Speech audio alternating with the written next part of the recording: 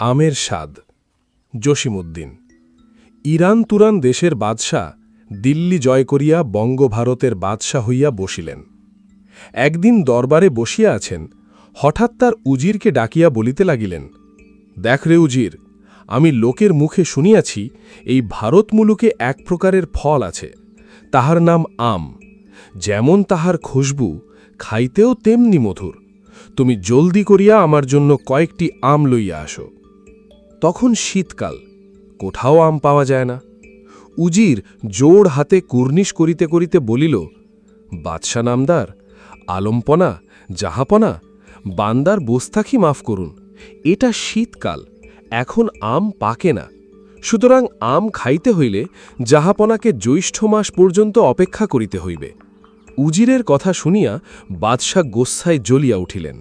কি, এত বড় দেশের বাদশাহ তিনি, যাহার হুকুমে বাঘে গরুতে এক ঘাটে পানি খায়, তাহাকে কিনা একটি সামান্য আম খাইতে জ্যৈষ্ঠ মাস পর্যন্ত অপেক্ষা করিতে হইবে?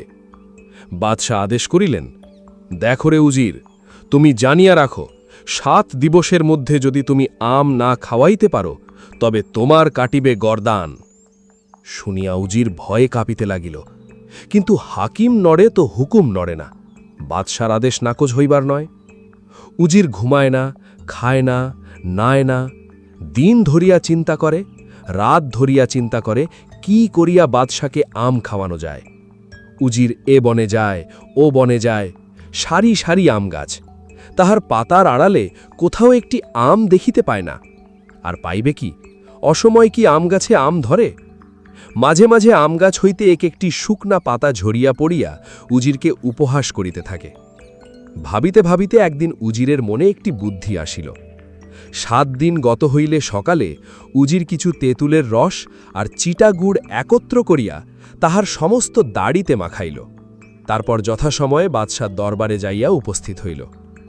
দরবারের সমস্ত কাজ রাখিয়া বাদশাহ জিজ্ঞাসা করিলেন, দেখো রে উজির, তুমি সেই আম্রফলের খোঁজ পাইয়াছ? উজির হাত জোড় করিয়া বলিল, খোদাবন্দ আলমপনা, জাহাপনা, বান্দার গোস্তাখি মাফ করিবেন। এই অসময়ে আমি জাহাপনাকে সত্যিকার আম খাওয়াইতে পারিব না, কিন্তু আমের যে কিরূপ স্বাদ আপনাকে তাহা অনুভব করাইতে পারিব। আপনি আমার এই দাড়িতে জিহ্বা লাগাইয়া দেখুন, আপনি আমের স্বাদ পাইবেন। এই বলিয়া উজির বাদশার সামনে যাইয়া তাহার দাড়ি আগাইয়া ধরিল। বাদশাহ উজিরের দাড়িতে জিহ্বা লাগাইয়া বলিলেন, চমৎকার, তোফা, তোফা। তখন সভাসদেরা জিজ্ঞাসা করিল, বাদশা নামদার, উজির সাহেবের দাড়িতে জিহ্বা লাগাইয়া আপনি কি বুঝিলেন? বাদশাহ সহাস্যে বলিলেন, আমি বুঝিলাম আম খাইতে সামান্য টক মেশানো মিষ্টি আর কিঞ্চিত আঁশযুক্ত। উজির হাত জোড় করিয়া বলিলেন, জাহাপনা, সত্যিই অনুভব করিয়াছেন। সেই যাত্রা উজিরের গরদান রক্ষা পাইল।